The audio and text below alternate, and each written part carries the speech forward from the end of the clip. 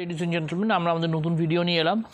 যারা আমাদের চ্যানেলটা প্রথমবার দেখছেন, knowledge vibes by Sudipta Haldar, দেখুন, সাবস্ক্রাইব করুন, বেল বাটনটা টিপুন যাতে আমাদের নোটিফিকেশনগুলো পান। আমাদের ছোট্ট প্রয়াস, ছোট্ট চ্যানেল, গুটি গুটি পায়ে এগোচ্ছি। আমাদের ডিজিটাল রেভলিউশনের একটা পার্ট হতে যাচ্ছি। এম্পাওয়ার করুন আমাদের, যাতে আমরা বড় লিপস নিতে পারি। আমরা ফ্যাক্টস অ্যান্ড ফিগার্স নিয়ে যাতে দর্শকরা কথা বলতে পারে, আমাদের ইউথ কথা বলতে পারে, জিনিসটা বোঝে, পলিটিক্স বোঝে, জিও পলিটিক্স বোঝে, সেই জন্য আমরা কথা বলা শুরু করেছি। যারা ভালো লাগছে তারা লাইকস করুন, সাবস্ক্রাইব করুন, প্রোগ্রামগুলো ভাইরাল করুন এবং বেসিক্যালি আমাদের 116-17টার উপর ভিডিও হয়ে গেছে। পুরনো ভিডিওসগুলো দেখবেন যে আমরা খুব ভুল কোনো কথা বলিনি। আমরা we can call a spade and we have done it and we are doing it periodically with a passage of time. তো আজকে যে পয়েন্টটা নিয়ে আজকে কথা বলতে এসেছি, আপনারা সবাই অবগত যে মেটিয়াবুরুজে কী ঘটেছে। মেটিয়াবুরুজে যে ওয়ার্ডে একটি 5তলা নির্মীয়মান বাড়ি ধসে পড়েছে এবং 5তলা এসে গ্রাউন্ডে ঠেকেছে। 2-3 দিন আগেই তার 5তলার গাঁথনি হয়েছিল, ঢালাই হয়েছিল।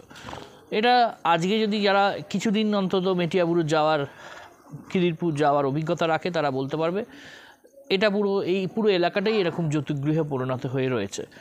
যার কারণ আনপ্ল্যান্ড সিটিস, আনপ্ল্যান্ড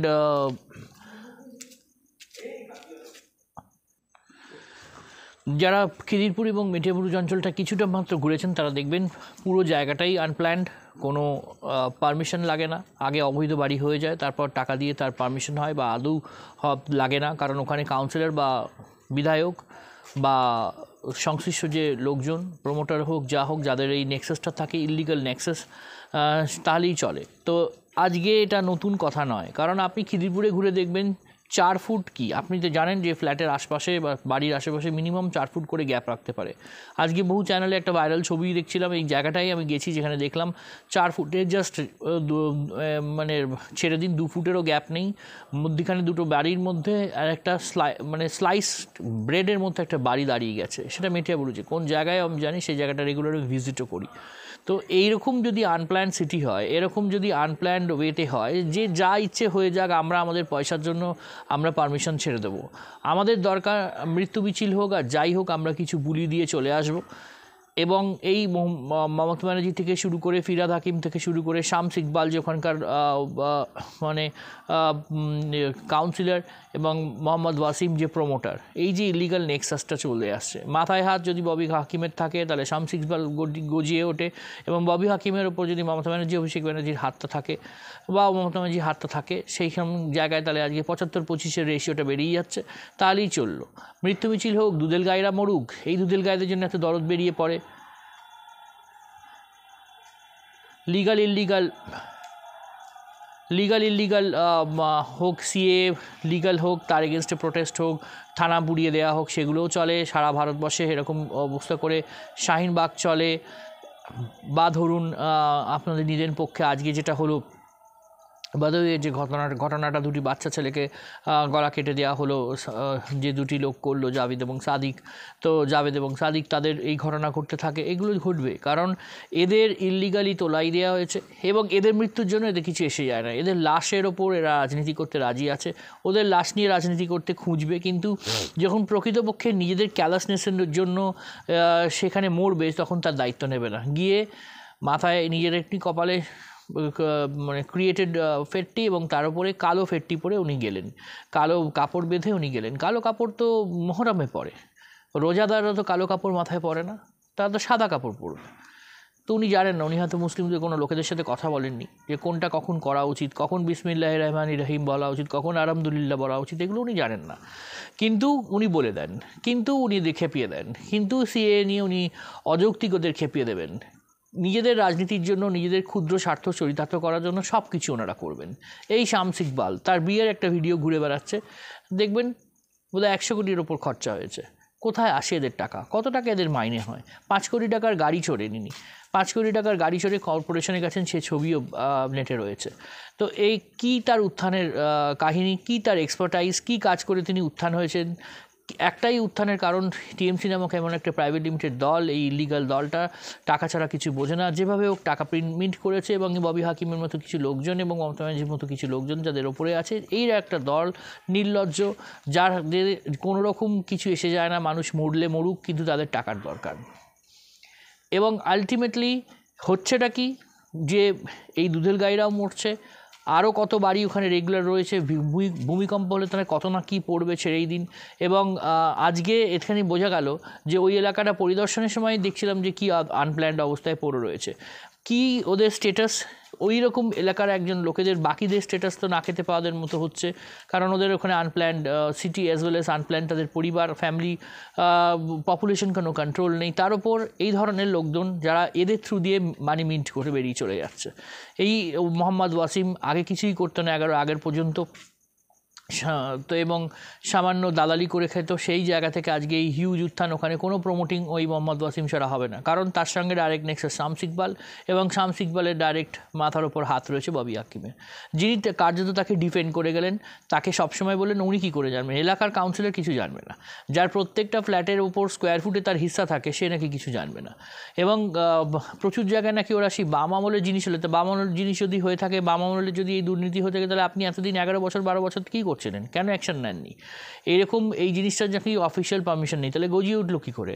তাহলে আপনার মানে নিজেদের কাছেই নিজেরা হিরো হয়ে যাচ্ছেন, যে কথাবার্তাগুলো বলছেন কোনো যুক্তি নেই, ফ্যাক্টস নেই এর পেছনে, সাপোর্টেড বাই কোনো ফ্যাক্টস নেই, সাপ্লিমেন্টারি কোনো ফ্যাক্টস নেই। আসলে এরা দুর্নীতি করতেই ব্যস্ত ছিল, পুরসভার নিয়োগের দুর্নীতি, মানে আপনার শিক্ষা এডুকেশনের রিক্রুটমেন্টের, টিচার রিক্রুটমেন্টের দুর্নীতি, বালি গরু কয়লা পাচারের দুর্নীতি, এই ভাইপো আবার বড় বড় কথা বলে। এবং সুপ্রিম কোর্ট অবাক কাণ্ডে একে বলেছে যে এর ভোটের আগে অ্যারেস্ট করা যাবে না, মানে ওনার জন্য আইনটা ডিফারেন্ট। অভিষেক মানুষ ইংবি টিংবির মতো বড় লয়ার দিলে একটা বোধহয় পোর্শন জজেদের কাছে যায়, না হলে এই ধরনের কী করে অর্ডার আসে, অবাক করা কাণ্ড।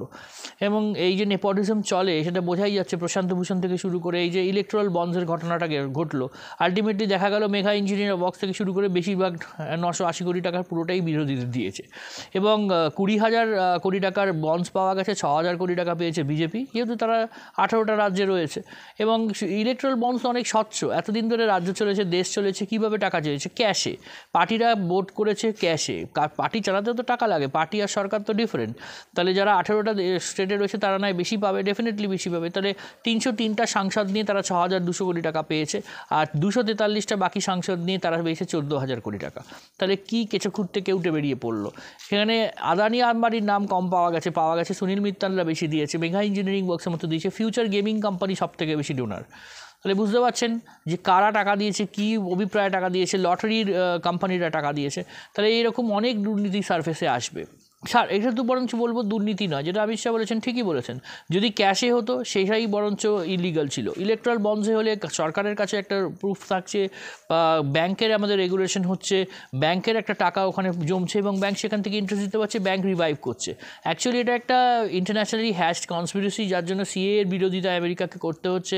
তারা ঠিক করে দেবে আমরা আমাদের নাগরিক কী করে ঠিক করব, তারা বলে দেবে যে ইন্টারন্যাশনাল বন্ডসগুলোর মতো তারা ওই টাকাটা কোন জায়গায় সুইস ব্যাংকে রাখবে, না তাদের ব্যাংকে রাখবে, না লুক্সেমবার্গে ব্যাংকে রাখবে, যেখানে তাদের কন্ট্রোল থাকবে, হিউজ অ্যামাউন্ট অফ মানি, যেহেতু এইগুলো 20,000 কোটি টাকার ওপর।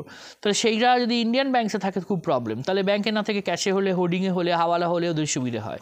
এগুলো বুঝে যাচ্ছে, কথাটা সোরোসের, কথাটা অন্য বলছে রাহুল গান্ধী এবং বিরোধীরা এবং প্রশান্ত ভূষণরা, কারণ হিউজ টাকা ঢালা হয়েছে, কারণ হিউজ টাকা অ্যাট স্টেকও।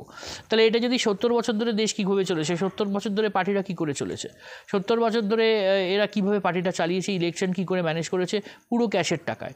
ইলেকট্রাল বন্ডস তো অনেক স্বচ্ছ ইস্যু, এবং এই চন্দ্রচূড়দের এরা বোঝে না তা নয়, এদেরও একটা বকলমের বড় নেক্সাস রয়েছে এই সমস্ত লয়ার্সদের। এবং আজকে অভিষেক ব্যানার্জির এই রায়টা দেখার পর তো আমি স্যাঙ্গুইন একদম 100% যে এদের এই রকম নেক্সাস ছাড়া এরকম কোনো রায় বেরোতে পারে না। ডিএ মামলা 17 বার পিছোতে পারে, 20 বার পিছোতে পারে, প্রায় 3 বছর হয়ে গেলে পিছিয়ে যাচ্ছে, কিন্তু এই সমস্ত মামলা লিস্টিংও হয়, আলোচনাও হয়, সময়ও পায়, জায়গাও হয়, অর্ডারও হয়, ফেভারে অর্ডারও হয়। কিন্তু ওনার জন্য আইনটা ডিফারেন্ট কিসের? ওনার যদি ওনার এত আনওয়ারেন্টেড মানি, এত ডিসপ্রপোর্শনেট অ্যাসেট পাওয়া যায়, যার 4275 অ্যাসেট শুধু পাওয়া যাচ্ছে। এবার এই ববি হাকিম এবং শামস ইকবালে যদি কেঁচো খুঁড়তে দেখেন, যখন ফেঁসে গেছেন বুঝতে পারছেন, তাও ওনাকে ডিফেন্ড করছেন শামস ইকবালকে। রেগুলার যে দুবাই এবং সৌদি আরব এবং আশপাশে ঘুরে, লন্ডন ঘুরে বেরিয়েছে, কি করে, কি থেকে উত্থান, কোথা থেকে তার এই সূত্রপাত জায়গাটা, কোন জায়গা থেকে এই টাকা কামালো, সেটা যদি দেখা হয়। কিছুদিনের মধ্যে আগেই এই একটা গেমিং কোম্পানির ওখান থেকেই কারোর বাড়ি থেকে 17 কোটি টাকা মানে জব্দ করেছিল ইডি। তাহলে বুঝতেই পারছেন ইডি অর্ধেক জায়গা আরও রেড করলে কোথায় কোথায় কী পাওয়া যাবে। কিন্তু এখানে তো সিবিআই রেড হলে উনি ধর্নায় চলে আসেন, মুখ্যমন্ত্রী সেরকম লোক হলে রাজীব কুমার বা এক্সেট্রা। সেই রাজীব কুমারকে ভেবেছিলেন ডিজিপি করে রাখবেন, ইলেকশন কমিশন সরিয়েছে। তো যাই হোক, এইগুলো করে আলটিমেটলি ভারতবর্ষের যে জায়গাটা যাচ্ছে, যে সেই দুর্নীতিপরায়ণের যে জায়গাটা, যে ইমেজটা, সেইটা এখন অবধি কিন্তু পুরোটা খোলস ছাড়িয়ে মুখোশ ছাড়ানো যাচ্ছে না। তার কারণ এই সুপ্রিম কোর্ট এবং এই নেক্সাস, এই নেপোটিজমের নেক্সাস এখনও চলে যাচ্ছে। এবং কি এসে যায় বলুন তো? আমি তো চিরকাল বলছি এটা একটা আধারের নম্বরের মতো মানুষের প্রাণ। সেখানে মুসলিম হোক, হিন্দু হোক, কোনো জাতপাতের হোক, ওবিসি হোক, এদের কি আদৌ কিছু এসে যায়? আপনি বলুন না, সোনার চামচ নিয়ে জন্মানো এই অভিষেক ব্যানার্জি আর রাহুল গান্ধীর মধ্যে কি এসে যায়? এরা টাকা কামাতে এসছে ইললিগালি, অ্যাজ ওয়েল এস এরা চুরি করতে, দুর্নীতি করতে এসছে, দুর্নীতি করেছে, বেলাগাম দুর্নীতি করেছে, চোখের সামনে রয়েছে প্রমাণ। সুপ্রিম কোর্ট দেখেও দেখবে না, প্রমাণের জন্য 3-4 বছর ঘাঁটাবে, ততদিনে এগুলো লোপাট হবে, ততদিনে ওনার পক্ষে রায়টাকে সেভ করে দেওয়া অনেক বেটার হবে। এবং একটা পোর্শন হয়তো তাদের কোনো লবি থ্রু দিয়ে চলে যাবে। এটাই হয়তো এরকমই কোনো সেট আপ হয়েছে, বলতে দ্বিধা নেই। আর কী বলবে, এর থেকে ন্যাক্কার সোজাভাবে আর কি বলা যাবে? তো যাই হোক, যে ঘটনাটা আজকে হলো তাতে আরও এরকম কত শেখ শাহজাহান, প্রত্যেক সেরকম কটা শেখ শাহজাহান এখানে রয়েছে সেরকম দেখে বেড়াতে হবে। এবং এরকম কতগুলো শামস ইকবাল এখানে রয়েছে সেটাও আমাদের দেখে বেড়াতে হবে, যে এরকম শামস ইকবাল আরও কটা জন্মায় এবং জন্মে রয়েছে, আমরা হয়তো খুঁজে পাচ্ছি না সেই জায়গাটায়। বাকিবুরদের কাহিনী দেখলাম, জ্যোতিপ্রিয়র আশেপাশের কাহিনী দেখলাম, টিউশন করে তার মেয়ে 5 কোটি টাকা কামাতে পারে, তার বউ ডিমনিটাইজেশনে 6-7 কোটি টাকা রাখতে পারে, রেশন দুর্নীতিতে 15 লক্ষ কোটি টাকা চুরি হতে পারে, জব কার্ডে 1 কোটি টাকা, 1 কোটি করে জব কার্ড ভুয়ো পাওয়া গেছে, 1-1.5 কোটি রেশন কার্ড ভুয়ো পাওয়া গেছে, তাহলে সেখানে 15 থেকে 16 লক্ষ কোটি টাকা। তাহলে এদের হাতে আনওয়ারেন্টেড মানি, তাহলে এরা কী করে ধরা পড়বে? তাহলে বুঝতে পারছেন, আজকে আমরা 500 টাকার এই লক্ষ্মী ভাণ্ডার এবং 1000 টাকার বিধবা ভাতা পেয়ে, বা 1000 টাকার ভবিষ্যতে পেতে যাচ্ছে যারা, তারা কী জিনিস ইন এক্সচেঞ্জ রেখে যাচ্ছে? কিছু তো গিভ অ্যান্ড টেক থাকে। তাহলে এইটা পাওয়ার জন্য তারা কী বকলমে স্যাক্রিফাইস করছে সেটা আপনারা ভেবে নিন। চোখে চোখ দিয়ে বললাম, নিজেদের ভোটটা যখন দেবেন, আজকে তার সংসদের ভোট হচ্ছে, এমপি সিলেকশন হবে, যেখানে দেশের নীতি নির্ধারণ হবে, সেখানে তো যাই হোক না কেন, এবং সেটা বুঝতেই পারছেন দেশের আইন কীভাবে নির্ণয় হলে তারা কী করতে পারে। ভবিষ্যতে বিধানসভা ভোটটাকে ভেবে রাখতে হবে যে এদের হাতে দিলে আর কোথাও দুধের গাই হোক আর এমনি গাই হোক আর হিন্দুদেরই হোক, হিন্দুদের তো এমনি প্রাণের কোনো দাম নেই, এদের তো ভোটেরও কোনো দাম নেই, কারণ এরা নিজেদের পাওয়ার বোঝে না। 86% হিন্দু হয়ে আজকে ভীরু হয়ে রয়েছে আমাদের সমস্ত কিছু আমাদের এগেনস্টে। আবারও বলছি, Waqf act, draconian Waqf act, as well as places of worship act, as well as Muslim personal law board, secular কথাটা আমাদের ছিল না। আমাদের দেশ পাকিস্তান একটা দেশ হলো যেখানে পাক জিনিসপত্র হবে, সেটা একটা না পাক স্থানে পরিণত হলো। তার না পাক জায়গায় আর তারা থাকতে পারছে না, কিন্তু পাক করার জন্য সেখানে গেছিলো। ইন্ডিয়ায় নাকি থাকা যায় না, মুসলিম লীগ গঠন হলো, এই সমস্ত জিনিস দেখছি। এখনও কেরালার মুসলিম লীগ নাকি সেটা সেকুলার রাহুল গান্ধীর মুখে।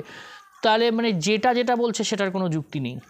ইন্টারন্যাশনাল কমিউনিটিতে আমেরিকাও সেই যে কথাগুলো বলছে জিও পলিটিক্সে, তাদের অনেক হাহাকার। কারণ যদি ইন্ডিয়া এগুলো দিয়ে দেয়, তাহলে ইন্ডিয়ার এগেনস্টে যে পাকিস্তানকে খেপিয়ে তুলবে, পাকিস্তানের যে পাওয়ারটা, ব্যালেন্স অফ পাওয়ার, সেটাকে চলে যাচ্ছে। পাকিস্তানকে সাইডলাইন করে দিয়েছে, সেখান দিয়ে ওরা ঢুকে আফগানিস্তানে খেলবে। সেই জন্য ওই তালিবানকে আজকে ইন্ডিয়া সেটেলমেন্ট করে দিয়েছে, ওদিকে ইরানের সাথে ডিপ্লোমেসি খেলছে, রাশিয়ার সাথে খেলছে। সেই জন্য আজকে আমেরিকারও খুব প্রবলেম হয়ে যাচ্ছে, দাদাগিরিটা করতে পারছে না চোখে চোখ রেখে, এবং ইন্ডিয়ার সাথে ডিপ্লোমেসিতে পাচ্ছে না। ইন্ডিয়া এখন চোখে চোখ রেখে কথা বলছে, যার ফলে ওদের এই সমস্ত সিএ এর বিরোধিতা এক্সেট্রা, তাতে ইন্ডিয়ার কিছু এসে যায় না। কারণ যে ইন্ডিয়া আগে কথা বলছে না, সে ডাইরেক্টলি ইউএনকে বলছে তোমাদের এই ভেটো পাওয়ার রেখে কী হবে, ইউএনের রিফর্মস দরকার, তোমরা 5 জন মিলে ভেটো দিয়ে অনেক কিছু থামে দিতে পারো। তাহলে পৃথিবীর সবথেকে সংখ্যা গরিষ্ঠ লোকরা এখান থেকে বঞ্চিত, যারা ডেভেলপিং পাওয়ার সেরা বঞ্চিত। তো আমরা সবথেকে বেশি কন্ট্রিবিউট করব ইউএন পিস কিপিংয়ে ফোর্স দিয়ে, টাকা দিয়ে, এবং আমাদের কোনো কথা শোনা হবে না। তাহলে আমরা সেখানে ফোর্স দেবো কেন? সেটাও আমরা উইথড্র করে নেবো, এবং উচিত এখান থেকে উইথড্র করে নেওয়া, যেরকম পাকিস্তান থেকে জল বন্ধ করে দেওয়া আছে পাকিস্তানে। তো এই ধরনের জিও পলিটিক্সগুলোও বুঝতে হবে, কারণ এই ইন্ডি যে জোটটা, যেটা পিন্ডি চটকে গেছে, সেটার অ্যাকচুয়ালি যদি কোনো ওরা কোনো ইস্যু সদিচ্ছা করতে পারছে না, মানে সবাই মিলে বার করতে পারছে না, এবং অলরেডি হেরে বসে আছে। লড়াইটা কিন্তু যত রকমের বাঁধরার মধ্যে সেটা এগেনস্টে করা সেটা করছে। আজকে অভিষেক ব্যানার্জি অনেক বড় বড় কথা বললেও আইনটা কিছুই বোঝেন না, কীভাবে সিবিআই হেফাজত হয় সেটাও বোঝেন না। সেই কথাগুলো বলে ওনাকে নিয়ে যত কম বলা যায় কত ভালো, কথা কম বললেই ভালো। উনি কথা বেশি বলেন, শোনেন কম। ভগবান দুটো কান দিয়েছে, একটা মুখ দিয়েছে, বেশি শোনাটা দরকার। Be a good listener first sir. আপনাকে স্যার বলতে অলজ্জা হয়, কিন্তু আপনাকে পোস্ট হিসেবে বলছি, আগে ভালো করে শুনুন, বেশি শুনুন, তাহলে বেশি জিনিস বুঝতে পারবেন। এত প্রগল্ভভাবে কথা বলেন যে এমটি ভেসেল সাউন্ড মাছ হয়ে যাচ্ছে। তো এবং আপনাদের তো চামচে বেশি, যেরকম আপনাদের গরু বিশেষজ্ঞ রয়েছে সায়নী ঘোষ, যিনি কন্ডোম শিবলিঙ্গে পরান, আবার গরু সম্বন্ধে বেশি বোঝেন, যে তার জল গোমূত্র দিয়ে জল খেয়ে গার্গল করে নাকি অভিজিৎ গাঙ্গুলি রায় দিচ্ছেন। তো উনি গরু বিশেষজ্ঞ, সময় সময় হিন্দু গডসের বিশেষজ্ঞ হয়ে যায় এরা, মহুয়া মৈত্রের মতো চোর কিছু লোক যারা দেশদ্রোহী। তো এই ধরনের পার্টির লোকজনে আবার হাততালি পায়, নাটুকেপনা করে। এবং কাদের আমরা সংসদে পাঠাচ্ছি? সেই মিমি নুসরাতের মতো, সেই আবার এরকম একগুচ্ছ জুন মালিয়া এবং এদের পাঠাচ্ছি, যাদের কোনো বেসলেস, যারা সংসদে গিয়ে অ্যাটেন্ডেন্স দেবে না, কোনো প্রশ্ন করবে না, যাদের থেকে কোনো রকম সদর্থক কিছু পাবেন না। তো যাই হোক, এগুলো ভেবে দেখুন, ক্যান্ডিডেটস নিয়ে ভাবুন, পার্টি নিয়ে ভাবুন, যে কোন সিম্বল দেখে ভোট দিন, এখানে কোন লোকটাকে দেখে ভোট দেবেন, কোন ক্যান্ডিডেট নয়, সিম্বল দেখে দিন। যে আজকে নরেন্দ্র মোদীর হাত শক্ত করতে দেশের জন্য কিন্তু খুব দরকার আছে। যারা চ্যানেলটা দেখছেন, প্রথমবারের জন্য দেখছেন, সাবস্ক্রাইব করুন। Knowledge vibes by Sudipta Haldar, knowledge vibes by Sudipta Haldar, subscribe করুন, বেল বাটনটা টিপুন, be a part of our family, and please do make our programs viral করুন, আমাদের এইগুলো লাইক করুন। আজকে এইটুকুনি রাখলাম। Thanks and signing off for today.